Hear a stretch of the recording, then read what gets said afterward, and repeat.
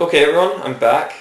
I've got my lightsaber installed and the cover on, so you can see that this is now in item mode. Actually, that is a slight design flaw about this. I kind of forgot to add like a kill key or like a switch back here where I could turn it on and off, so I have to actually have it running when I install this cover. But at any rate, I got it on and ready to go for our playground. Also I just want to show you this hilt. I think with this cover it measures in almost at 12 inches, like not quite 12, something like that. So you can see I'm not lying or anything. So there's no tricks. This is my 1-inch blade. It's all kind of standard TCSS stuff. So here I am. Hello everyone. This is probably the first time you've seen me, unless you watch my guitar videos, which if you did, thank you very much. That's kind of my other hobby. So, all right, without further ado, let's start. I'm going to go through kind of the same fonts I've been using. My two, Luke one I've made, the Darth Vader one, or not Darth Vader, Maul I've made, then a couple of the like Noah Star in episode 2, and then my saber player, which has kind of a different version of the Luke. And I've got different config settings on each of these, and I just kind of want to show you. And one other thing I want to mention is I've got a new LED in here to RGB.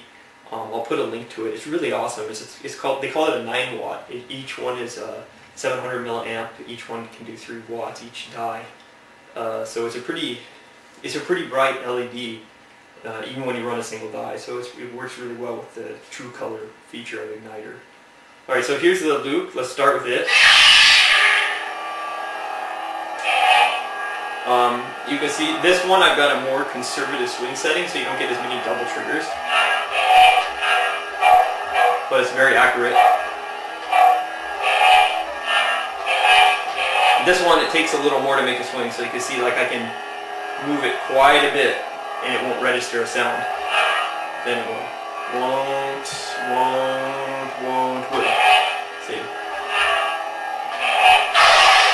So that's that. Now the thing I wanted to show you, which is the feature I've really been working on, which is this is true color. So first of all, I do have support, obviously, the multi-die clash.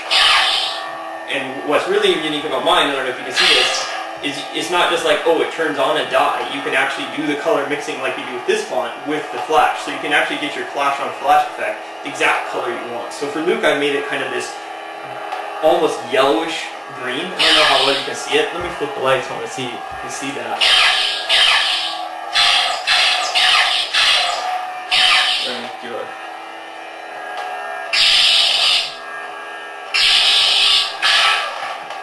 And so I think it's pretty cool because that gives you more flexibility in making your colors there. Is there anything else for this font? Flash, of course. And then there's your retraction. So then we can go to Darth Maul real quick. Darth Maul. And he's red, of course. And then I made his multi-die clash to like this orangish color.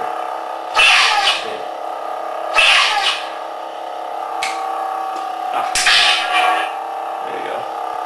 And he's got a less conservative swing, so you'll see some double swings there, which is kind of fun if you're spinning the hilt, because it makes it sound more vibrant. So with the hilt, like if you have a staff or something you want to spin it a lot, you might want to make it more sensitive. Whereas like if you're going to do, and especially blaster blocks are more fun sensitive. Whereas like if you're going to maybe do more of like a duel with someone, you might want to make it less sensitive. Well, I'm going to skip this font, there's not much more to it, it's sensitive also. Now let's go to this. Now this is my purple. You can see I've got a nice shade of purple here, and then the flash on flash is like almost white. Just I've slightly left a little more bluish, so it still looks slightly purple, but almost white.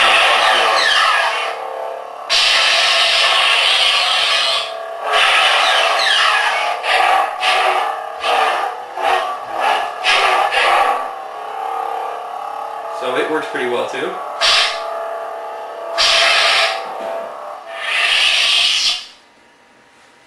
And then of course, Saber player. Saber player, which I pretty much demoed. You know, you can play the music. And then turn it on.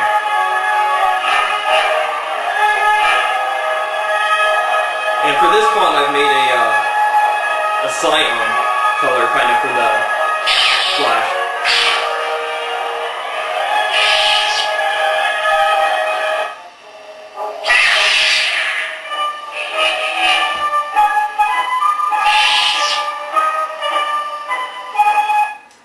Okay, the last thing I kind of wanted to show you is the I forgot, which is the another kind of hidden feature I haven't really talked about yet.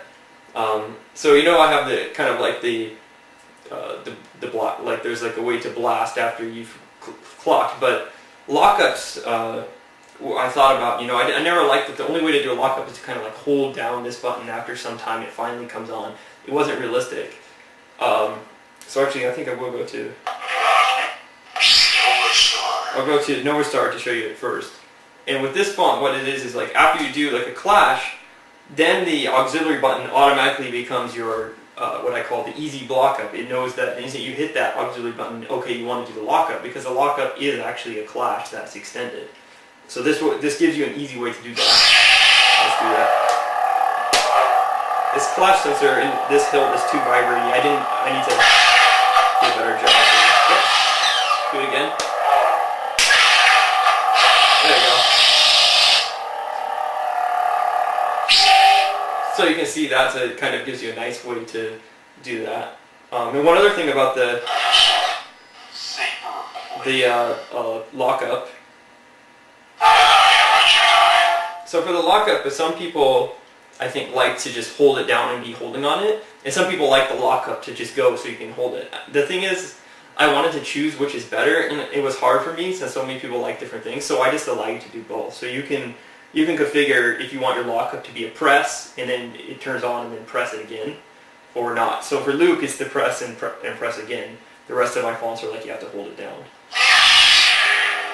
So you can see here, you hold it down, and once it starts going, I can let go of it. Then press it again to turn it off.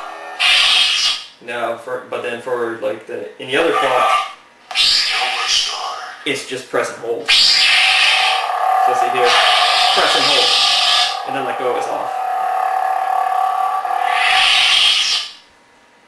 And when you're doing the easy lockup, it retains your settings. So if you have easy lockup and you have it to just press, after you've done a clash, you just press the button and it will lock up, compared to like after you do a clash, you have to keep pressing and holding.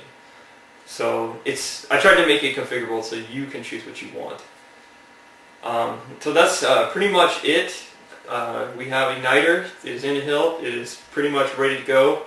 I've got the newest set of boards coming. 6 lucky people are going to be testing those, and hopefully all will go well and you'll be seeing Igniter in the fall.